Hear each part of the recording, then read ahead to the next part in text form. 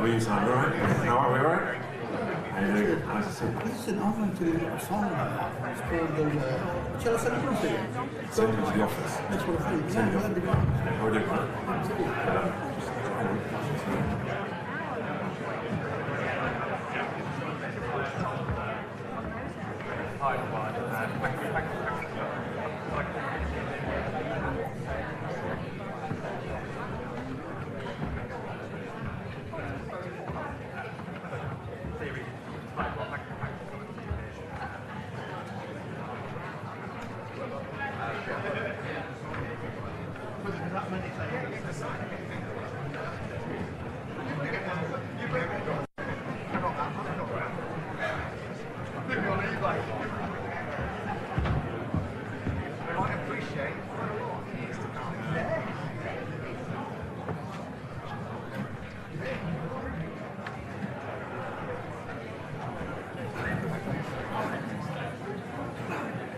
Good evening, everyone. My name is Christopher Clowes. I'm the candidate for Rutland and Stamford. It is so wonderful to see such a large turnout. And I'm here to welcome Richard Tice to the up here.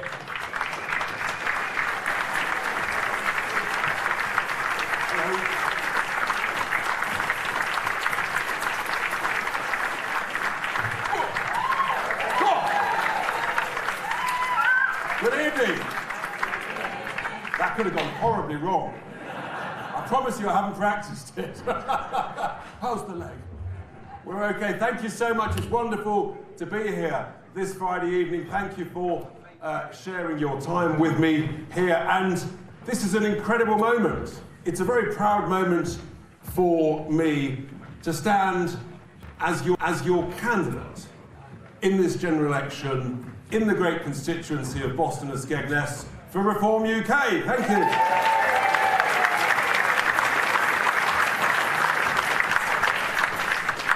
It's for real. It's happening.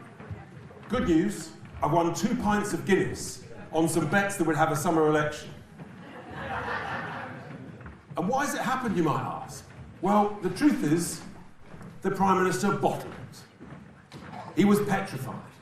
He was petrified by the progress in the polls of Reform UK going up and up. 3 years ago, they all laughed at me, but actually now they're terrified. They're terrified of the growth of Reform UK. We're going up in the polls, and sinking Sunak has been slipping in the polls.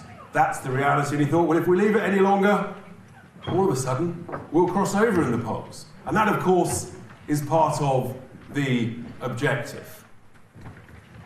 So we have to, he called the election July the 4th, and we are going to campaign hard all the way to the line. And of course, everywhere. And when we mean everywhere, 630 seats across the whole of England, Scotland, and Wales. And it's a remarkable thing.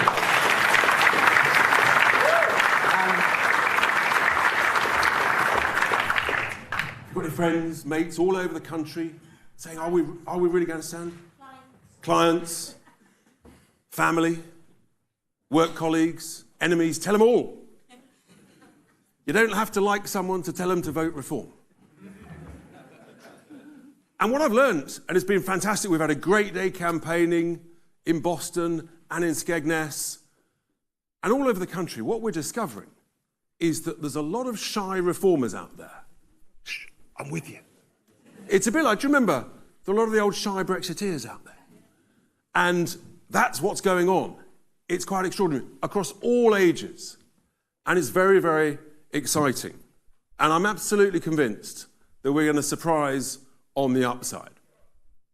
Now, let's just sort of consider where we are, shall we? Here we've had 14 years of Conservative rule. And let's just pose a question. Do you feel better off, yes or no? No. 1. Is it easier to see a doctor, yes or no? No. 2. Are we safer on our streets, yes or no? No.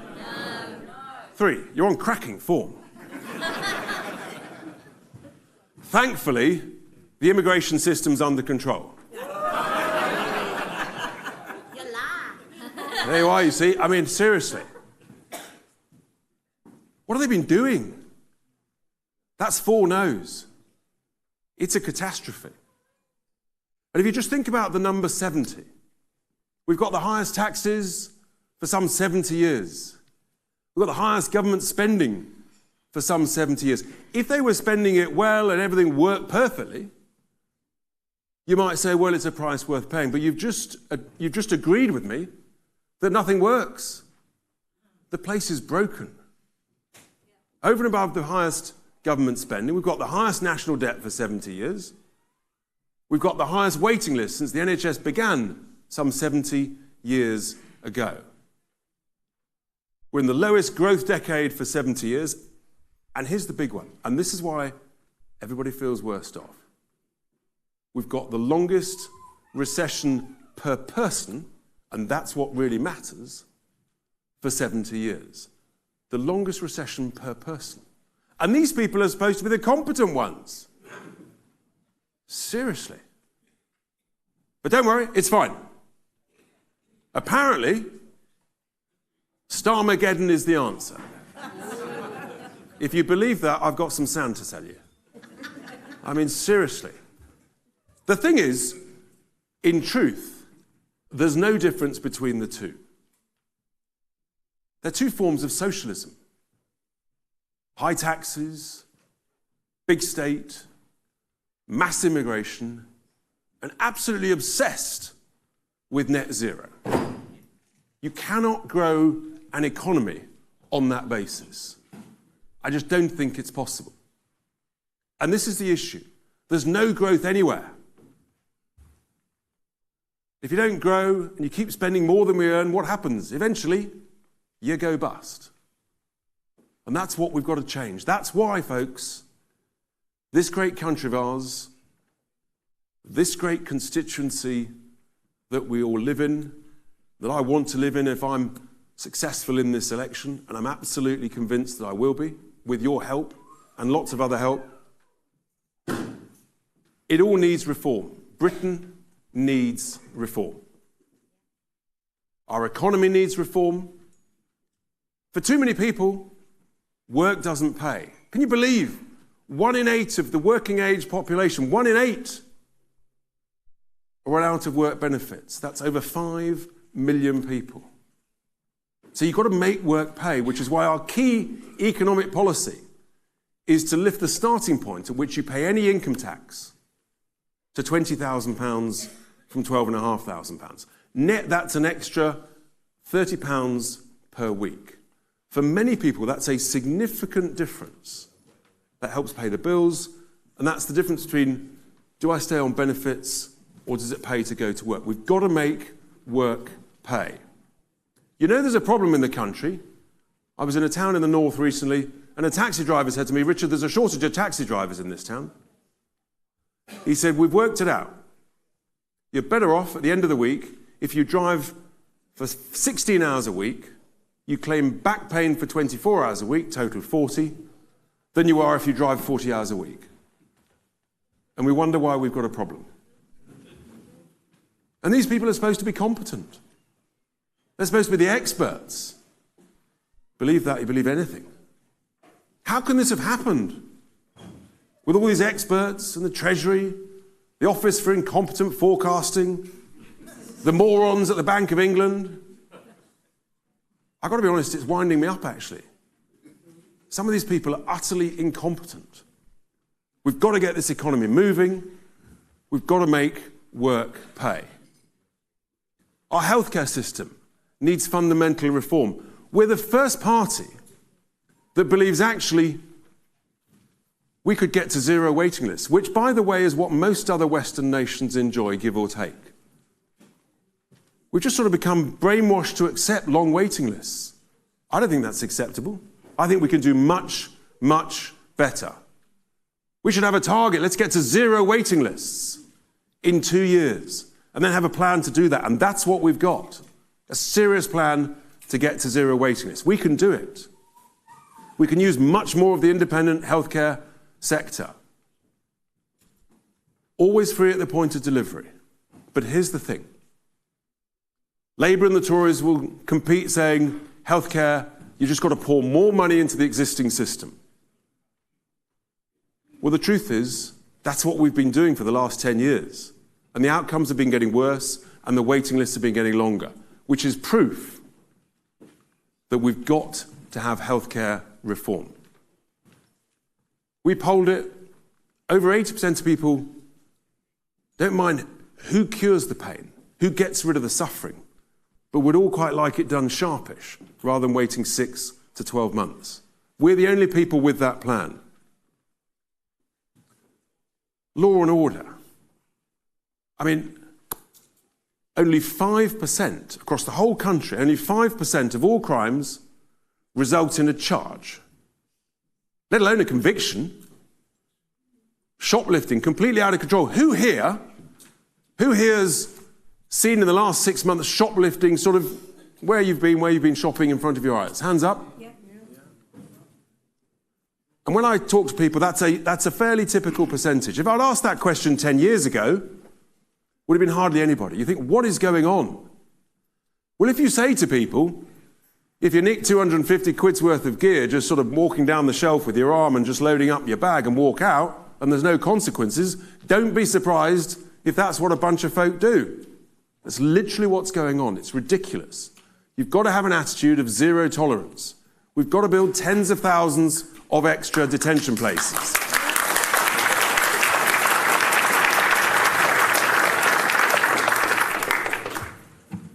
We know it works. It's what Giuliani did in New York some 30 years ago. Don't reinvent the wheel. Just do what you know works. And then, of course, there's the issue of immigration. Well, that's a good start, isn't it? At least the boats are under control. In my dreams. I mean, seriously. Now, good news. When I've finished, Nigel's going to talk as well, and he'll give you a little bit of history about how he spotted the looming crisis of the boat. And he was the first person to talk about it. He knew what was coming. But the thing is, how are we going to stop them? Rishi's got a plan. He said he was going to stop the boats. Here we go. Hands up. Who thinks that Rwanda is going to be a deterrent? Don't be shy. Someone's tempted at the back. Any more bids? Gentleman there just scratching his ear as opposed to bidding. I mean, honestly. So we've sent 300 million quid, 3 Home Secretaries, and 1 migrant. And we had to pay him 3 grand. If it's okay with you, many of you have been involved in businesses, I'm not sure that's a great business deal. I mean, it's a catastrophe. Absolutely. It is an absolute disgrace. And it's our cash. And it's been so predictable.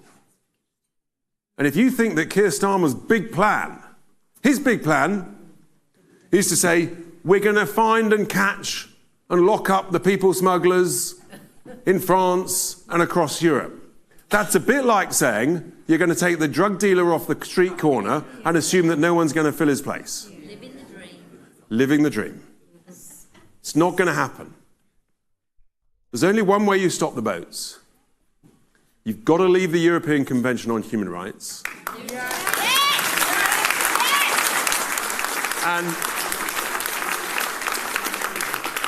And we've got to do what we know works. It worked in Australia. They had a pushback policy. They took a bit of flack from our lovely friends, the lefties and the lawyers. But they did it because they showed real leadership. And that's what's required here. Real leadership. Now, I've read the international maritime treaties. I've got to be honest. It's a dry old gig. It's not a Jilly Cooper. It's not a J.K. Rowling. But it is important. The 1982 UN Convention on the Law at Sea. I've read it. I know exactly which clauses. Here's the thing. The French have a legal international obligation to pick up and take back. Instead, they're aiding and abetting, literally conducting a taxi service to the midpoint and then handing them over. So their obligation is to pick up and take back. We know it works because it's what the Belgians did. The Belgian authorities saw some boats leaving their beaches. They stopped it by picking up and take back. So they stopped the magnet effect. And if the French won't do it, then we must do it. And we're legally entitled to do so. And it's only by doing that that you will stop this activity. And it'll stop very, very quickly, within a matter of weeks.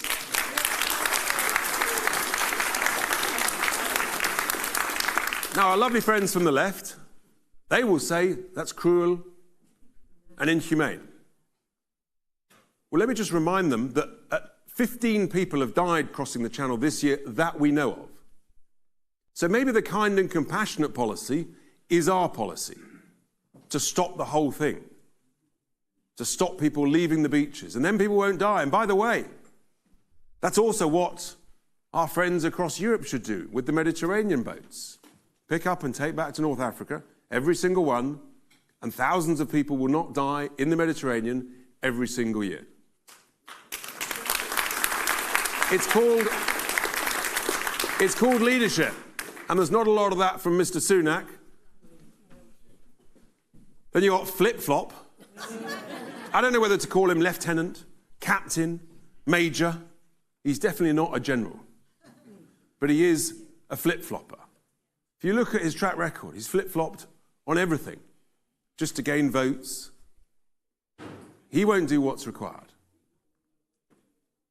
That's illegal immigration. But the real issue, over and above that, of course, is lawful immigration. How many times did you hear from the Conservatives they were going to reduce immigration? How many elections have they said that? 3, 4, 5? Did Boris promise, and here's a man who keeps his promises, did Boris promise to reduce the immigration number below 210,000? He did. He absolutely promised. It was one of the key sort of factors of Brexit. Take back control of laws, money, and borders. And yet we had the figures last week, and it's one of the reasons I think that the Prime Minister bottled it and announced the general election the day before the bad news of the latest net migration numbers for 2023. Net, 685,000. A provisional number. It's way bigger than a city the size of Manchester. Gross, 1.2 million. And they've revised upwards for the second time the numbers for 2022. A mere 764,000 people. They originally started at 606,000, so maybe this number they've just released will increase and be revised upwards. It's completely out of control. And of course, it's unplanned for. And it's completely unfair on all of us. And you look at the consequence of this increase in population. Housing rents, up over 20% in just 2 years.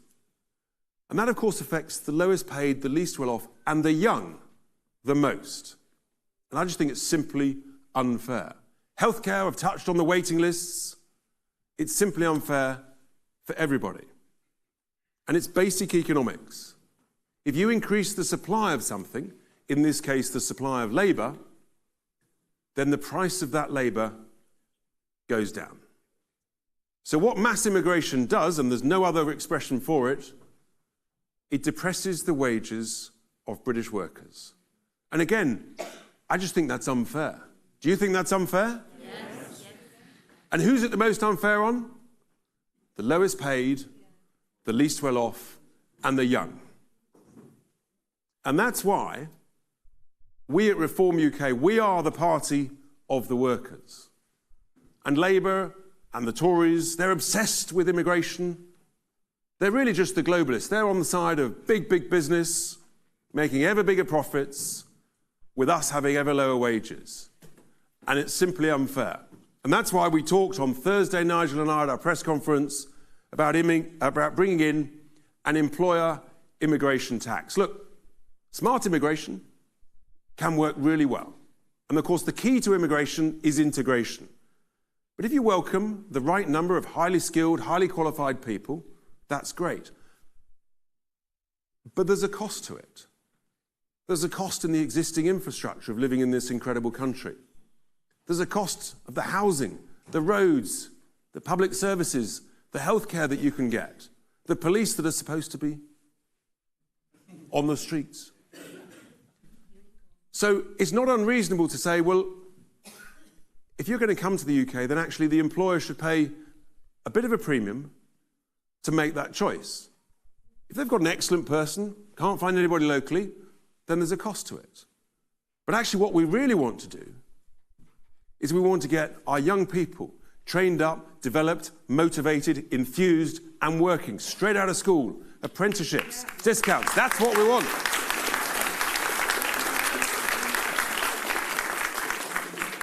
And that's what we want our businesses and our firms to do. And this is what happened in the 80s and 90s. In the 1990s, we had real wage growth of some 2.8% per year, call that 30% over a decade. In the decade up to the referendum, zero real wage growth, directly linked to the huge increase in immigration. So we've got to take back control of our borders. We've got to freeze immigration and let everything catch up. And then we can work it all out and pause. The numbers coming in represents you need to build a new home every 2 minutes. Every 2 minutes. Just think about that. So whilst I've been speaking, who's built 10 homes? Just whilst I've been speaking. There you are. It's a Friday night. Probably no one. But you get the point. You get the point. And that's just for the population coming in. And we haven't got enough homes for the existing population. So we've got to freeze immigration. The other thing they're absolutely obsessed with, absolutely obsessed, is net zero. Now, here's the thing. We're all environmentalists. You know, the great British countryside, there's some fantastic countryside in this great constituency. And it's, you know, the quality of farming, the landscape, you know, this is a great example.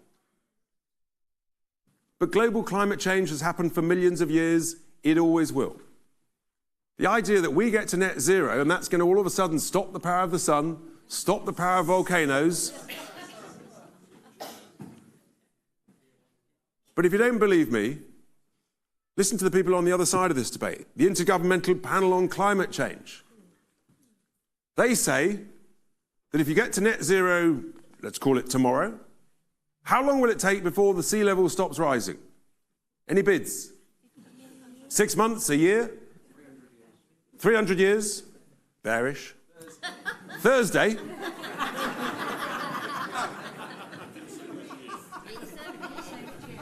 There's a man in a hurry. Well, you'll be pleased to know they say with high confidence, the experts, they say over here, it's 200 years. And over here, it's 1,000 years. In other words, they've not got a damn clue. And they want us to kill all our jobs, to kill our steel communities, to kill our automotive industry, to kill our farming industry.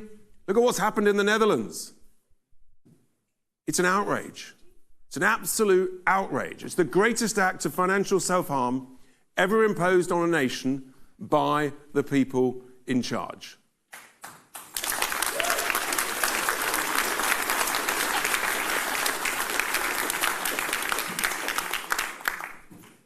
And if you scrap net zero, and we've got, if you look, we've got a contract, draft contract on our website, so how we reform the economy, where we cut taxes, where we invest in things. If you scrap net zero, that'll save the taxpayer every year. This is the money they're spending every year. They don't tell us. They were furious when I released this number a few weeks ago. Furious. It's at least 30 billion a year. It's impossible to know what that is. I'll tell you what that is. That's 600 quid of your cash every single year. To try and achieve something that'll make no difference when the Chinese and the Indians are building a coal-fired power station every couple of weeks. Yeah. It's absurd.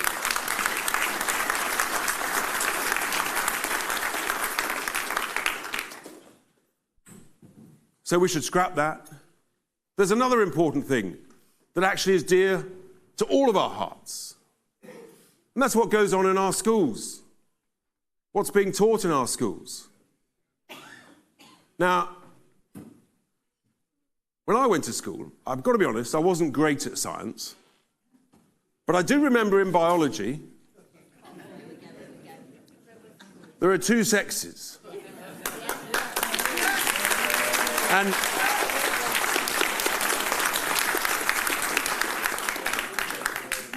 I don't know about you, but as far as I'm concerned, there's two genders. Yeah. Yeah. Male and female. Yeah. Well, when I said broadcasting on talk radio a few months ago, I said, no, they produced a list of 72 genders. I looked at them, I turned over the page, I turned the next page.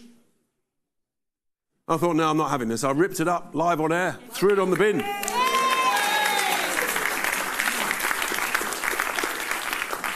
My friends at TikTok, I lasted 2 hours before they cancelled me. 2 hours. Instagram, where they were much kinder. 3 hours. I mean, honestly. But it is actually serious. Because what is being taught to children in our primary and secondary schools is confusing children, it's causing them anxiety, it's abuse, and some of it actually, frankly, is nothing short of disgusting. Yes. And when you know that some of these people, and it may well be some of you are teachers, and it doesn't happen in every school, but it's clearly happening in a lot of schools. A friend of mine's got a 10-year-old daughter. In a school class of 30, 10 of them are questioning their gender. Seriously. This is what's going on. And lots of parents are scared to ask their teachers and their head teachers about it because they're worried that their child might be discriminated against. I understand that, and that's why we're talking about it. Because we will take the flack and the grief and the abuse on your behalf. Because we have got the grit. And it's fair to say we took a bit of flack over Brexit. Just a bit. But that's nothing compared to our position on net zero and this debate. Why? Because there's so much money involved. Some people are getting very rich out of the net zero thing, and some people are getting very rich out of this whole teaching of this gender questioning and social transitioning in schools. I think it's a breach of safeguarding. Full stop. And real leadership is when you say to your Secretary of State, write to every head teacher of every primary school, every secondary school, and it stops this weekend. End of story. It's got to stop. It's ridiculous.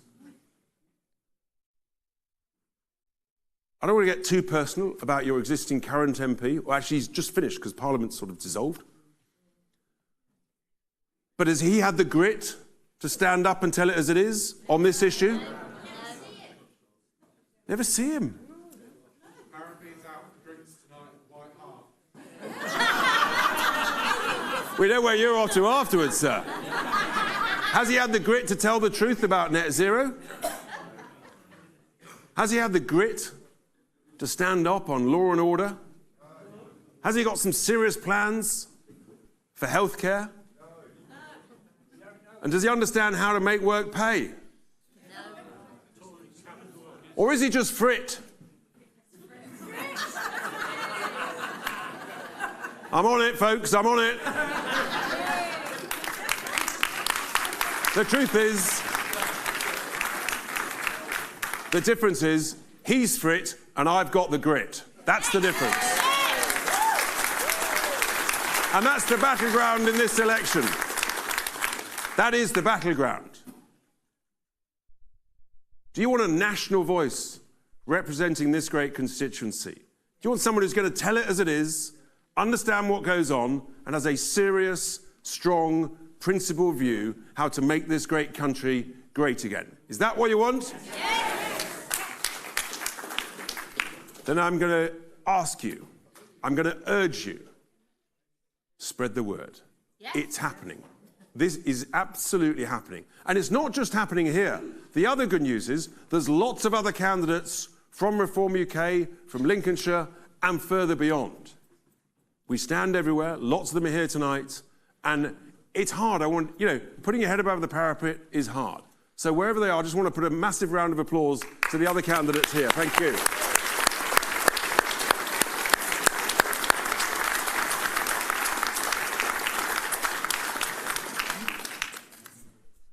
I'm optimistic that we can turn this country around. A bad boss can ruin a good business in about 2 years. A good boss can rescue a business in 2 to 3 years. That's the hope that we have to hang on to, folks. Things may get worse before they get better, but we are on a journey. We are on a journey through this election. We need millions and millions of votes so that we head towards the 28-29 election, when we are the opposition to the Labour Party. That's the plan.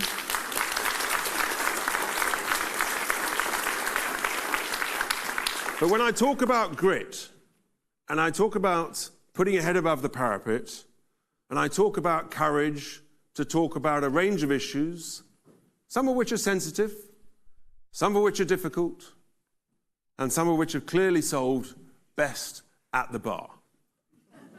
There's no one better, in my view, no one more experienced to tell it as it is, to upset all the right people at all the right time, than, of course, the legend of Brexit, the person who has won 2 elections, 2 national elections, in 2 different parties, defeating the establishment, telling them as it is, and I think helping to transform the way this country is run. So please, can I ask you, give a massive welcome to my very good friend, Nigel Farage.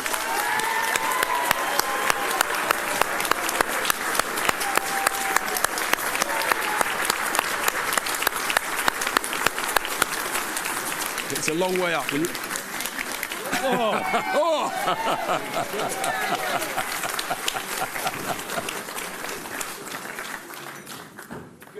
evening, Lincolnshire. Good evening.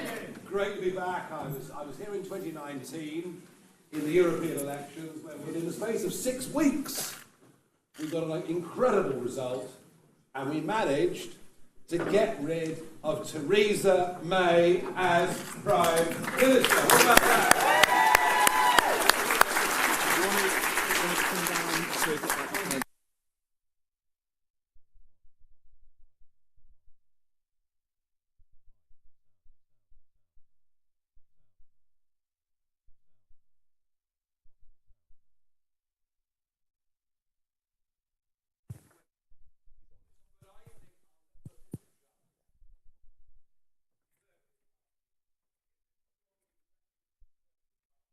England is much greater now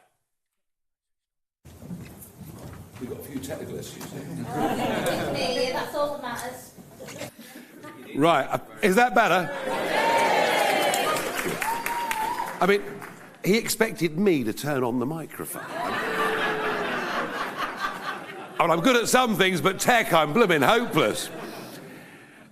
Yeah, and we came very, very close here in 2015 as UKIP. Well, we're now here as Reform UK. We achieved the goal that I set out to achieve 30 years ago, which was for us to leave the European Union, get back the self-governance of our country, and arguably, that is the biggest, most significant and important constitutional change that has happened in this country for 300 years. And everyone said we couldn't do it.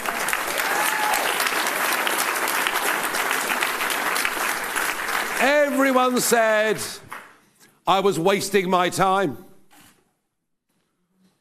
Lots of people laughed at me, thought I was a bit odd. Well, they might have had a point, which was why it was such a pleasure, 2 days after the vote, to head to Brussels on Eurostar, to be back in that European Parliament, next to Mr. Juncker, who I like a lot. He makes me realise I don't have a drink problem of any kind at all. And I was able to stand there and say, when I came here 17 years ago and said I would lead a campaign to get Britain to leave the European Union, you all laughed at me. Well, I said, you're not laughing now, are you? But I never said at any point in that, in fact, 27 years, you know, it was 30 years ago this week, I was campaigning in Eastleigh in Hampshire, and I was UKIP's first ever parliamentary candidate in a by-election, and by a stunning margin of 58 votes, I beat the late, great, screaming Lord Such. Now, how about that?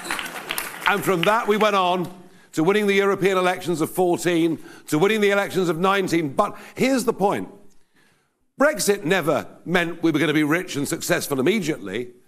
Brexit meant one simple thing, that we would be in control of our borders, we would be in control of our country, and those that made the decisions that affected our lives, be it tax or whatever else, health or whatever else it may be, would be directly accountable to us. And what Brexit has revealed is that those that currently govern us aren't capable of governing our country and need to be replaced. That's it. That's it. Now, I was debating this last night on television, live at 8 o'clock on BBC One, on Question Time, on with a very modest fellow on the panel, called Piers Morgan. And Morgan says, but immigration's gone up, therefore Brexit's failed. No, immigration's gone up because despite the fact we had that massive turnout in the referendum, despite the message, we'd had enough of just millions and millions and by the way, so many people that have come are great people. A lot of them work hard and are really decent and good fun and nice people, and you know, I'd go for a beer with them. But we can't take millions upon millions upon millions. And think about these figures.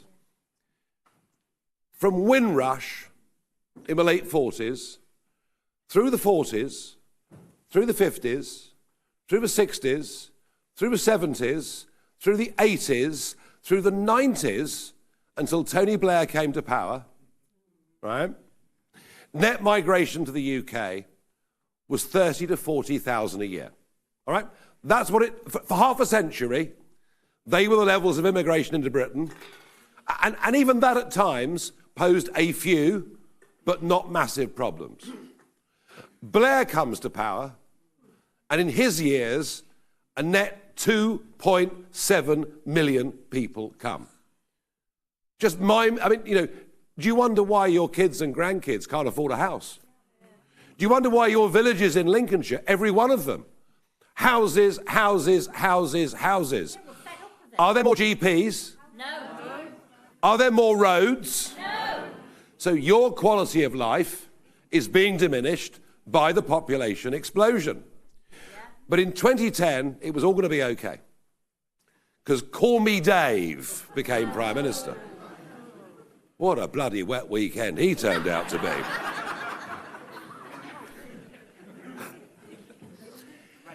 And they promised in a 2010 manifesto to reduce net migration to tens of thousands. They promised in a 2015 manifesto to reduce net migration to tens of thousands. They promised in the 2017 manifesto to reduce net migration to tens of thousands. And in 2019, on the back of a Brexit vote, and when I did something that I thought was in the national interest, we stood aside. We stood aside. I did not want Jeremy Corbyn in alliance with the Lib Dems leading our country. The very thought of an unpatriotic Prime Minister, second referendum, and God knows what else, was too much. So I stood aside, and a lot of my own party didn't like me doing it, but I felt what I did at the time to make sure we actually got Brexit finally over the line was the right thing to do. Well, it got us Brexit. It did get us out of the European Union and the biggest constitutional change since 1688. And I still believe I was right to do what I did, difficult though the decision was. But if you feel let down by this Tory government, imagine how I feel. I put my reputation on the line to do that, to give Boris a chance to get it right, which was all going well until he met Carrie. Anyway, that's by the by. What is it about people like Boris Johnson and Prince Harry? What happens to them? No, don't answer, please. They have betrayed us. Net migration, 30 to 40,000 a year for 50 years. What was it last year, folks? Anyone know? 700,000. What was it the year before? 745,000.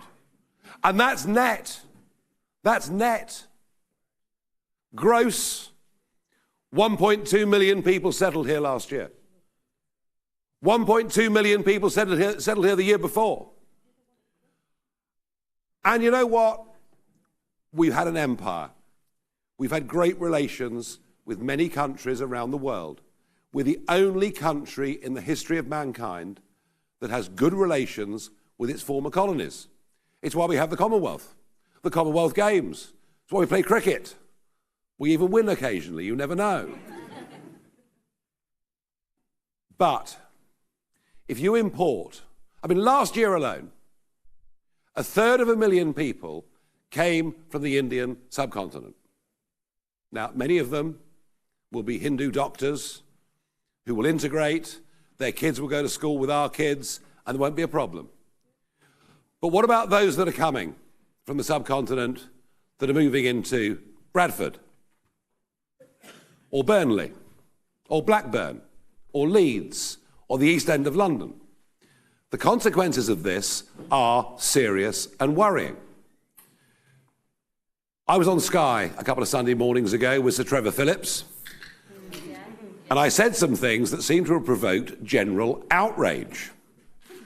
I said that I felt a deep sense of unease after those recent local elections when we saw elected candidates on sectarian religious lines standing outside screaming, "Allahu Akbar," or "We're coming to get you," and not a single woman to be seen.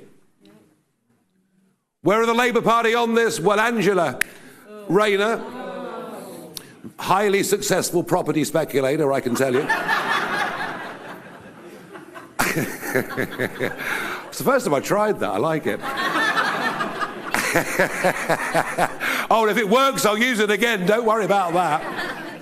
Don't worry about that one little bit. Do you remember the late, great Frank Carson? It's the way I tell him. Yeah. So Frank joined UKIP in 2009, and he came to a conference, and I got to know Frank over the years. And I said to him, Frank, where'd you get the new jokes from? He said, new jokes? He said, they pay to come and hear the old jokes. That's now an old one. But Angela Rayner, there she was in her constituency at the weekend, begging the Muslim community to vote for her and not George Galloway, not a single woman in the room. Those celebrations outside the polling stations, not a single woman to be seen. We're beginning to see the birth of a culture that excludes women from politics and wants to exclude women from public life. And I think it's very appropriate to say that in the county that produced the strongest woman British politics has ever seen.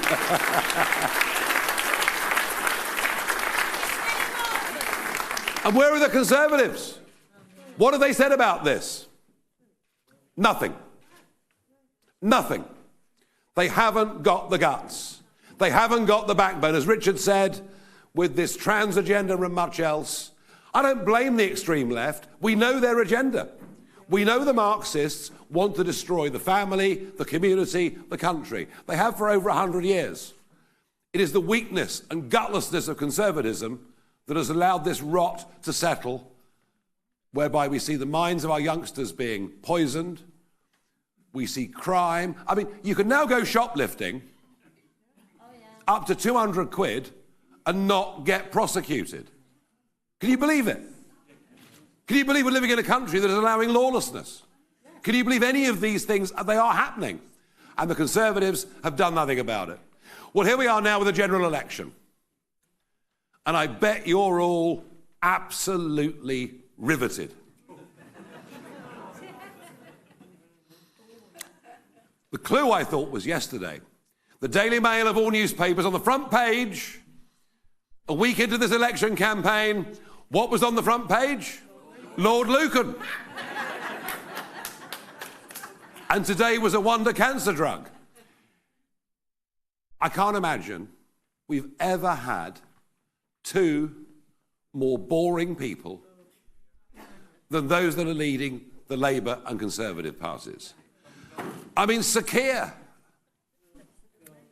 I really did try the other morning. He was on the Radio 4's Today programme, and I struggled with that anyway, particularly given my relationship with Nick Robinson, or lack of it. But I thought, no, this is really important. This is the next Prime Minister, likely next Prime Minister's first big interview, 15 minutes on the Today programme to set out the Labour stall. I sat down with a cup of tea. I thought, I'm going to focus on this. I want to get into my head what he's saying.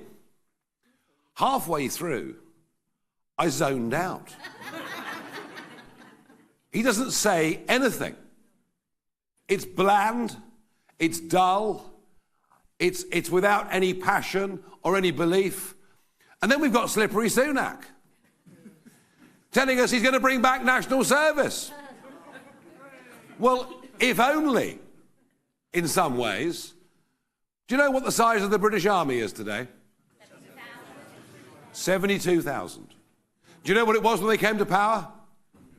Over 100. Yeah, exactly. Some people know it. Over 100,000.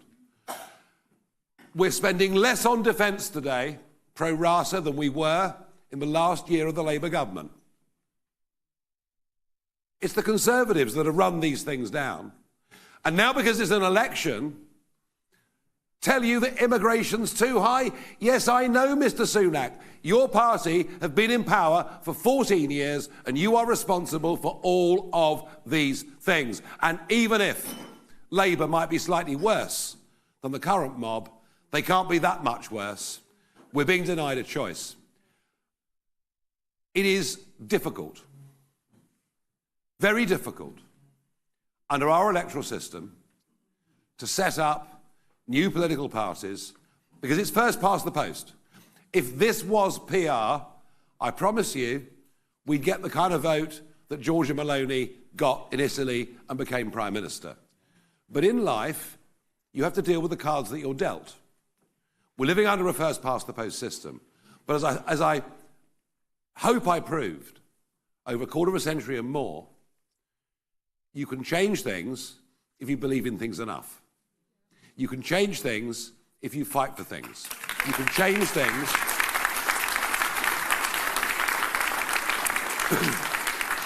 You can change things if good ordinary folk that agree with you are prepared to do something about it. Our plan, Richard and I's plan, is quite simple. We know the next election's done. Labour are going to win. It's unavoidable. Face up to it right now. It's done. The Conservatives will do incredibly badly, almost certainly worse than they did in 1997 against Blair. But here's the problem. For good democracy to work, you need a government that is held to account by an opposition. Yeah, it's the opposition at Prime Minister's questions that hold the government to account, make them look blooming stupid, and then they change tack. The Conservative Party will be in opposition, but they won't be the opposition. They are split down the middle. They agree on absolutely nothing. You've got the Matt Warman wing, who might as well be a Lib Dem, frankly. No, I'm being serious. Might just as well be a Lib Dem or a sort of softy Labour. And then you've got the others and one or two people that we like, the Jacobs or Suellas or people like that. They can't be in opposition. They've spent the last 3 years fighting more amongst themselves than they have in fighting for the people of our country. That is what they've done. That is what they've done. So our agenda is an ambitious agenda. But without ambition and without reaching from the stars, you can't do anything and you can't change anything. Our ambition is to become the voice of opposition to socialist Labour in this country. And we can do it because we're not afraid. Not afraid? I couldn't personally give a damn, actually. And I never could. I don't care. You say what you blooming well like to me, I don't care. We've got the courage of our convictions, we're doing it for the right reasons, and we're going to get a lot of votes in this election. And I think this. I think on the Sunday morning, before polling day, when people are, families are at home having breakfast or brunch, or they've gone to church, or they're in the pub, or whatever, that Sunday before polling day is the big decision day. It's when people really finally make up their minds which way they're going to go. And I think in parts of England like this, that have got big Conservative majorities, or had them last time, people will say, you know what, the Tories are so far behind that actually what's the point? Why don't we vote for something that we actually believe in? Why don't we vote for something that shows a bit of courage, leadership and conviction? Why don't we vote for something that says we'll be nice to as many people in the world as we can be, but we will always put the rights of our own people first?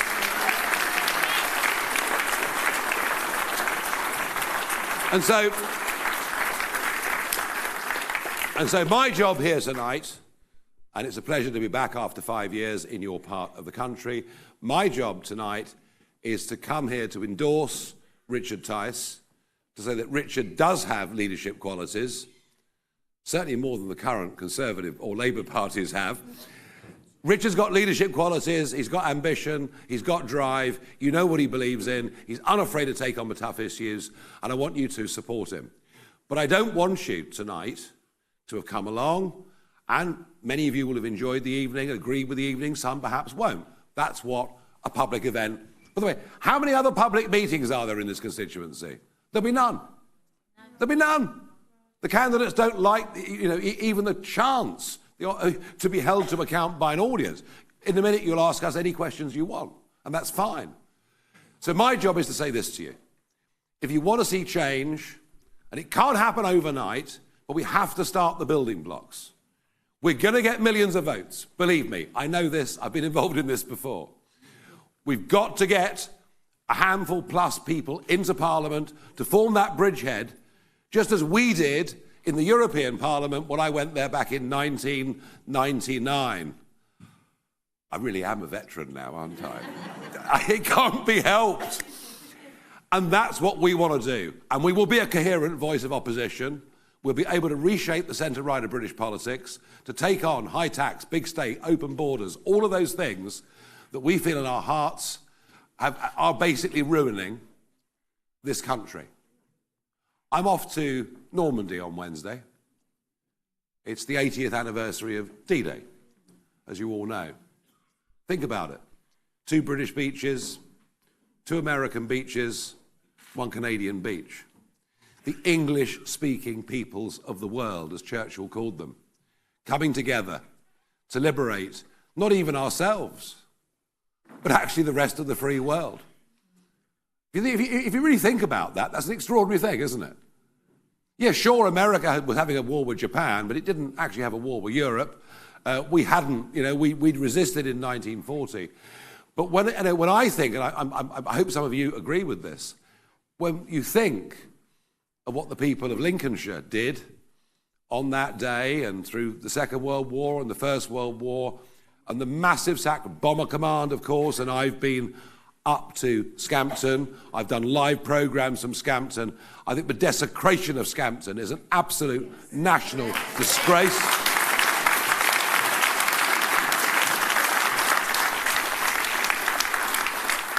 But what do you think what people like that did so that people of your generation and us, sorry to embarrass you, but we could live in a free democracy where we could argue with each other, disagree with each other, but at least respect the fact that somebody has a different point of view. It feels to me that much of that's being squandered. It feels to me that we've allowed voices in politics and the media who want to tell us that we should be ashamed of our past. We need a new kind of leadership in politics that tells people, you know what? Our past as a country may not be perfect. Our past as individuals isn't perfect. Well, mine's not, and I'm sure, but you know what I mean. But we need people to say, actually, this country, its people, its culture, actually, has been one of the most impressive things that mankind has yet achieved. We need people to tell that story. Do you know, the British government spent more money driving slavery off the high seas than we ever made from slavery. And the loss of thousands of lives. Is that being taught to school kids in Britain? Is it hell? And the memorial that was going to go up in London to defend what we did for that nearly 50-year period, which I put on GB News to try and raise money for, we're now told the memorial can't go up because it's inappropriate. So we are denigrating our past. We are refusing to stand up for the things that we've done well. And this, folks, all has to change. And Richard will stand up for those values and stand up for those things. And my job is to ask you, can you help him? Yes. Hands up, who wants to help him? Fantastic. This now feels like a religious revivalist meeting. Stand up if you want God to save you. Okay, now I'm being very serious now. If you want to help, and you can all help, whether it's putting some leaflets out to neighbours, whether it's putting a board up on the front lawn or the window, whether it's giving a couple of bob, according to what you can afford, to the campaign. If you want success, you have to recognise that people like Richard and I cannot do it on our own. Success comes from lots of people saying, you know what, I'm going to do something. So, do me a favour if you want to help. Do me a favour if you put your hand up. At the back of that room, there is a table. We'll be taking names, phone numbers, email addresses. We'll be in touch with you and ask you, as generations did before us, to do your bit. As I say, I'm a veteran now. I've been involved in all this for 30 years. I'm not conning myself. It's not easy. It doesn't happen overnight. But I do believe we're headed in the right direction. Do you? Yes. And I do believe we can win this constituency. Do you? Yes. And you are going to help us, aren't you? Yes. Thank you.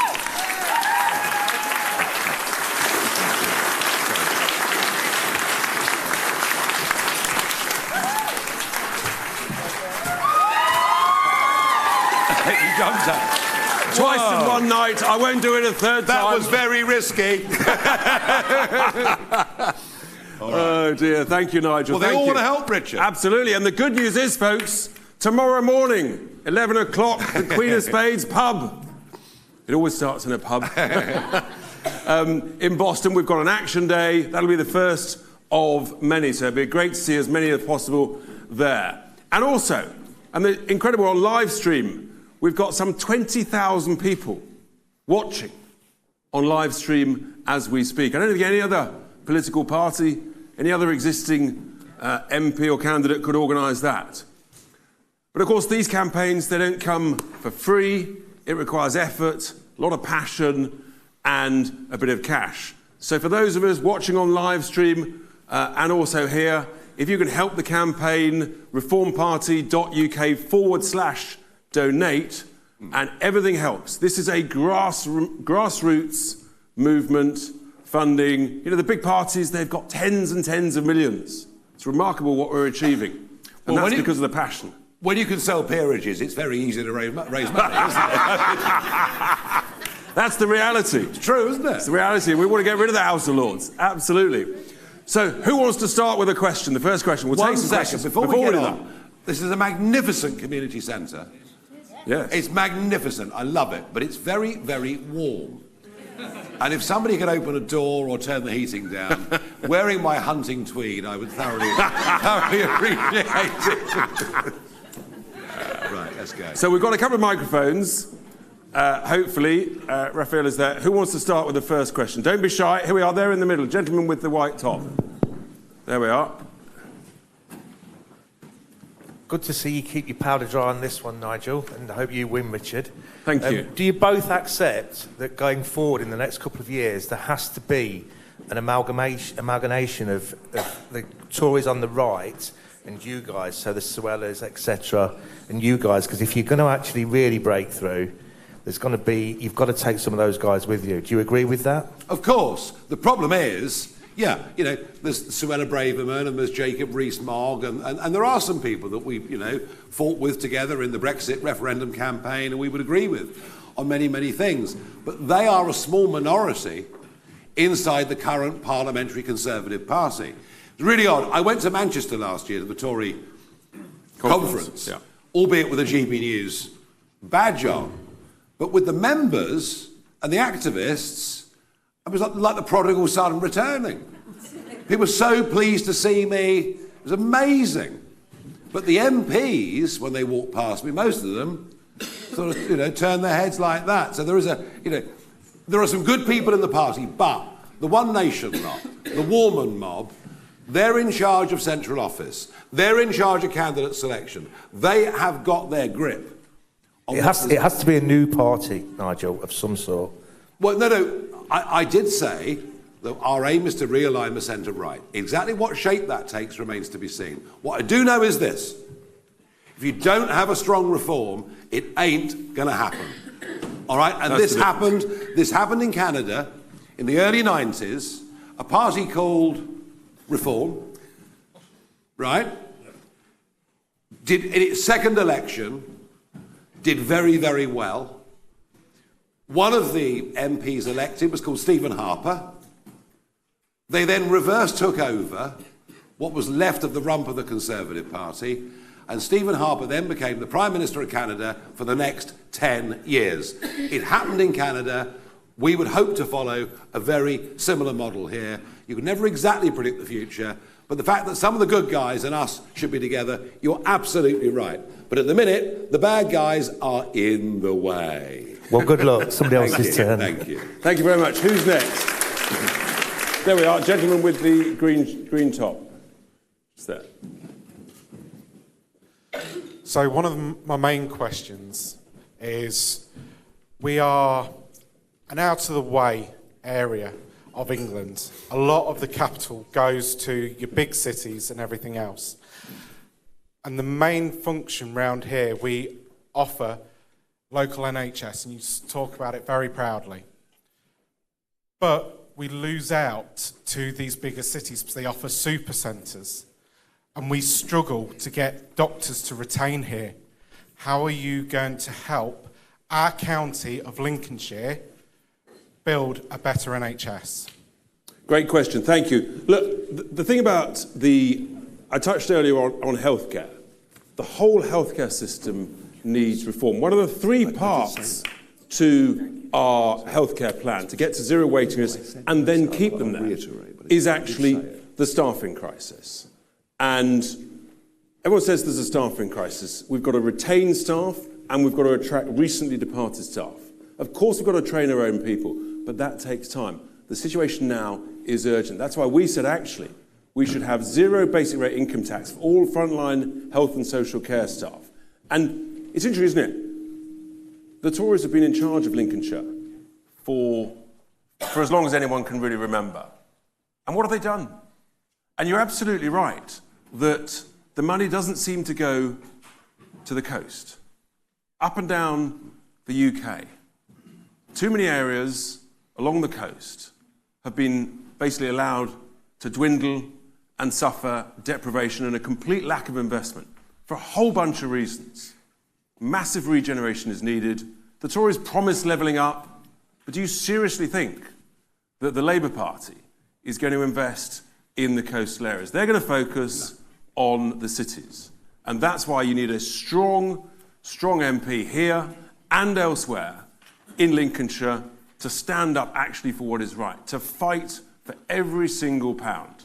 And actually, sometimes you've got to be a bit difficult.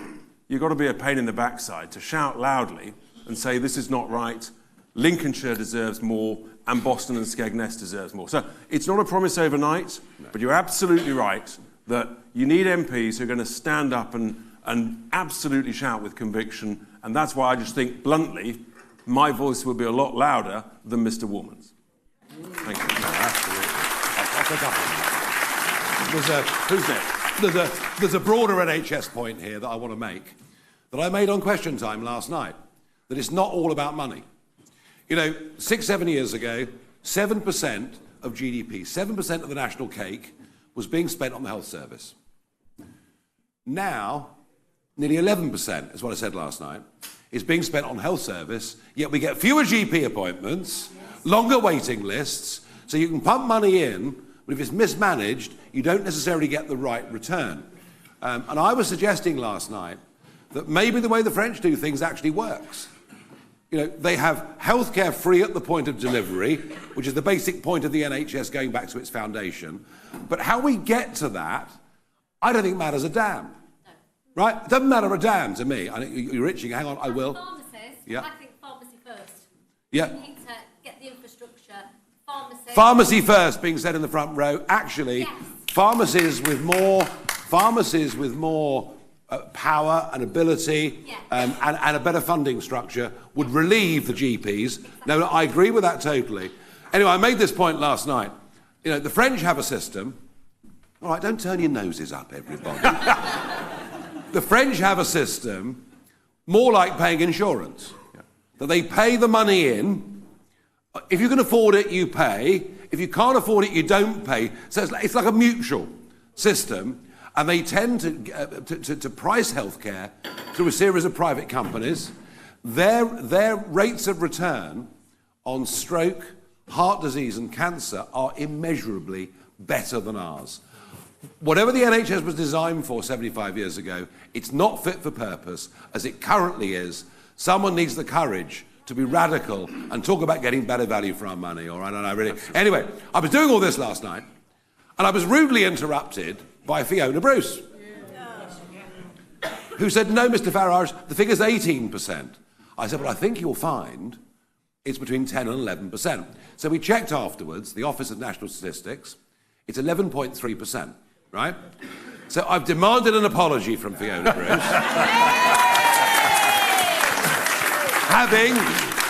having already this week had an apology from the BBC News Channel, and an apology from Good Morning Britain. I'm going for the hat trick, all right?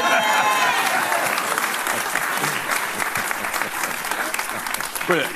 Oliver, here on the front row. Good evening, Richard. Good evening, Nigel. I'm the candidate in Grimsby, and I'm feeling really optimistic based on the policies that we've announced. Brilliant. Now, the NHS, focusing on the NHS is a great policy, but specifically, I think one of the biggest travesties and failings of the NHS at the moment, and isn't being spoken about enough, is NHS dentistry. Yeah. Could you spell out a vision for that and how we can progress? Easy. Yeah. Easy. I will tell you how to get NHS dentistry to any level you want with no wait at all. How about that, folks? Who would like access to an NHS dentist within 24 hours? Do you know what to do? Get a dinghy. Get a dinghy. Who said that? You know too much. Shut up. Yeah, so if you cross the channel in the small dinghy, you get free dentistry, free healthcare, free housing, pocket money. Sorry, I know it's a bit cheap, but honestly, isn't that a nonsense? I mean, there is almost now no NHS dentistry of any kind at all. And the nation's teeth are suffering in quite a bad way. That is, I have to say, as a nut to crack, I don't yet know the answer to that. I don't know the answer to it, but you're absolutely right to point it out. I mean, you're absolutely right. And there's a shortage of dentists. We haven't been training enough.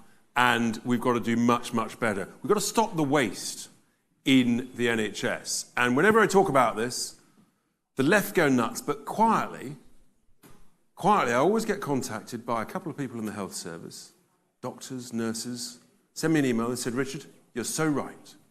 I work in X or Y, part of the NHS, and the waste is ridiculous. And if we stop wasting money in the back office, then bluntly, we've got a lot more money to invest on the front line. And that's what we've got to do in healthcare. It's what we've got to do all over the public sector, including, I would suggest, the Ministry of Defence. I mean, procurement in the MOD is a disgrace, absolute disgrace. Mr. Shapps went on a testing the other week. Did you hear about this? He went to test a missile. He got out there, he was all ready. He said, right, press the button, let's go. They pressed the button, silence, and then there was a little whoosh, and it plopped about as far as you can throw a cricket ball. I mean, honestly. So we've got a lot to do everywhere. Who's next with a question? Right at the very, very back, in the kitchen, yes? Marvellous. In the kitchen. Thank you very much to those in the kitchen. Bravo. The tea's delicious. Good evening, gentlemen. I agree with you that Mr. Starmer is unfortunately going to be our Prime Minister. I think we all come to accept this fact. How do we stop him from rejoining the EU? Well, he won't rejoin the EU, he dare not. And I think after the European elections in a couple of weeks' time, many of those on the left who thought the EU was their salvation will be horrified when Marine Le Pen's Front National wins in France, when the AfD, who do have some fairly questionable characters, top the poll in Germany, and when a lot of parties that are really quite very, very right-wing in some cases win. So the left's enthusiasm for the European Union is going to start to diminish. Rejoining would be to reverse the status quo. As the man that led the campaign to reverse the status quo the other day, I can tell you, reversing it is not easy. It would split a lot of the Labour Party. It ain't going to happen. The worry is how much more closely they take us back towards it. And this is part of my fury with Johnson, well, forget Mrs. May, but you know, because they haven't taken us far enough away from it. Everything from financial services to fishing is now more heavily regulated by our own people than we were as EU members. And I think every small businessman and woman that voted Brexit thought, phew, life will get a bit easier. But the Tories haven't done it. We've not moved far enough away from single market rules. But my real worry is this. The Labour Party has stated a want to take us back to, or to be part of, the European Defence Union. And that, I think, would be a disaster. A European Defence Union and NATO cannot run side by side parallel in Brussels. You know, no man can serve two masters. And that's going to be a very big battle for us to fight. Years ago, I challenged Nick Clegg on the BBC about a European army. He denied it. That's where they want to go. That's the one we have to stop them doing. Because I promise you this, we're a lot safer with the Americans being on our side than love them for their cheese and their wine, the French. I'll choose the Americans every single time.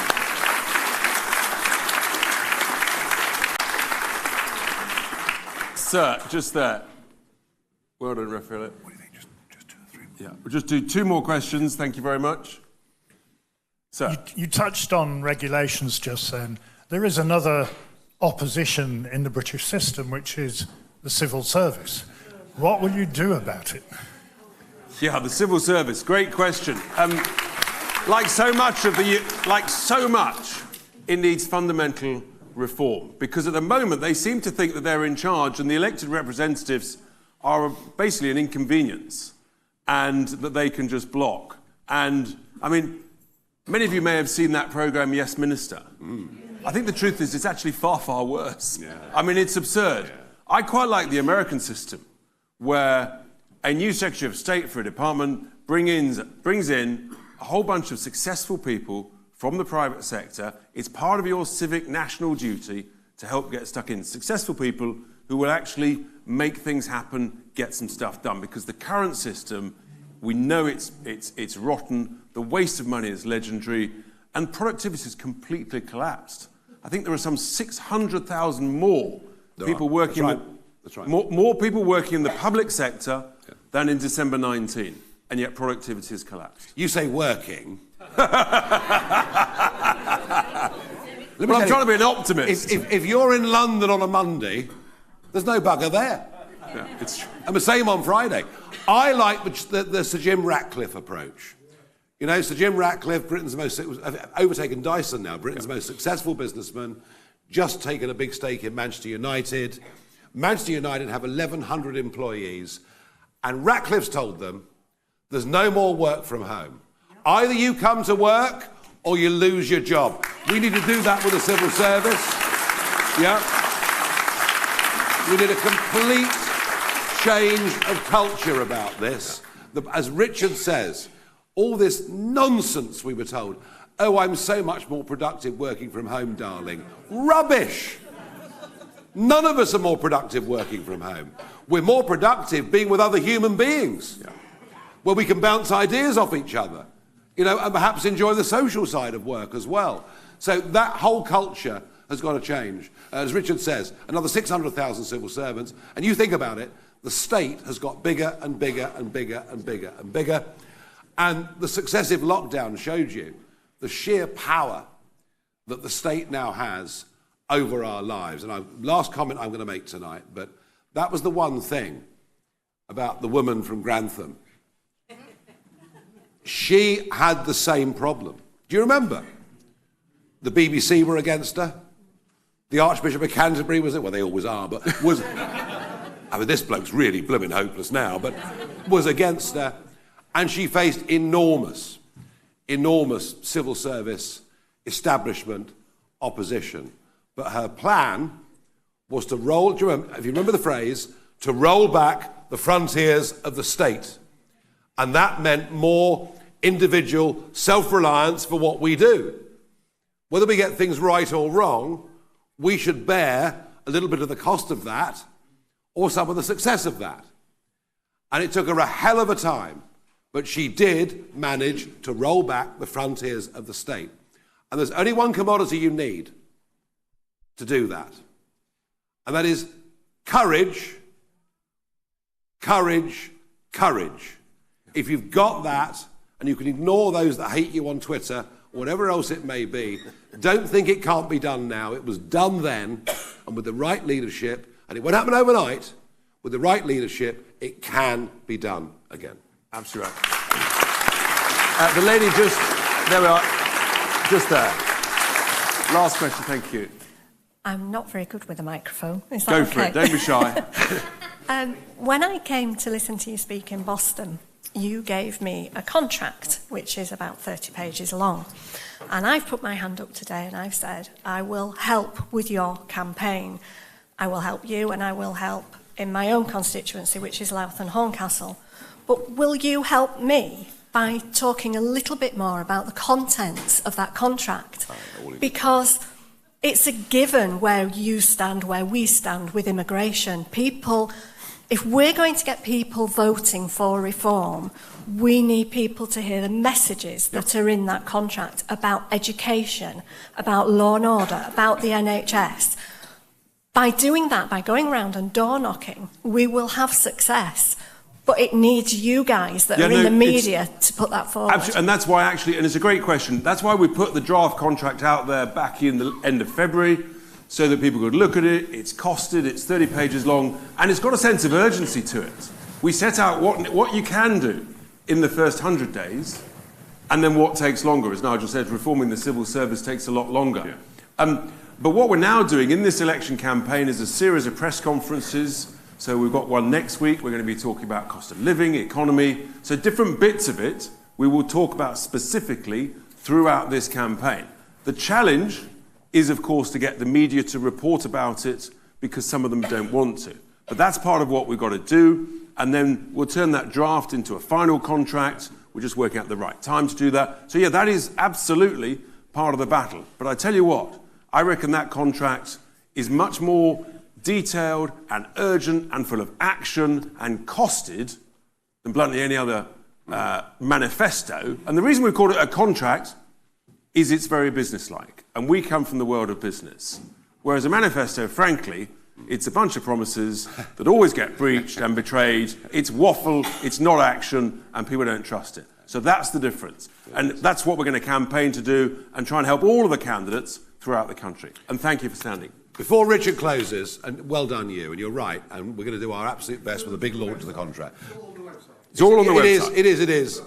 Yep. No, it is. No, the website's good, but we need it's the public propulsion of it that we're talking about.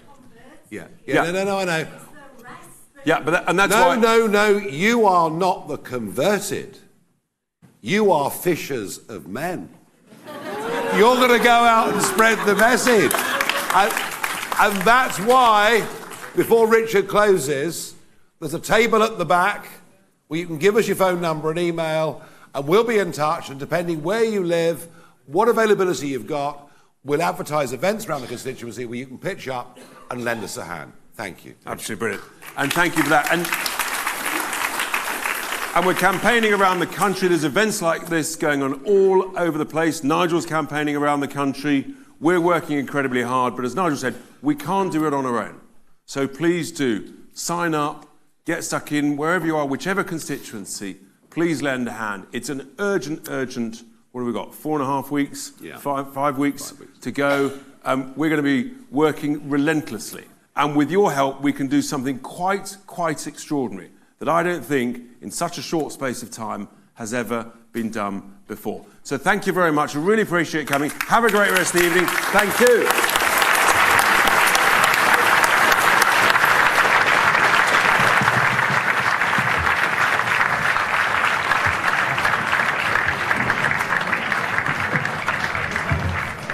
Please remember... Oh, wait, can I hear it? Yeah. Please remember to come to the back and give your name, number, signature, and let us know if you're going to help with any leaflet, canvassing, or helping out at a street stall.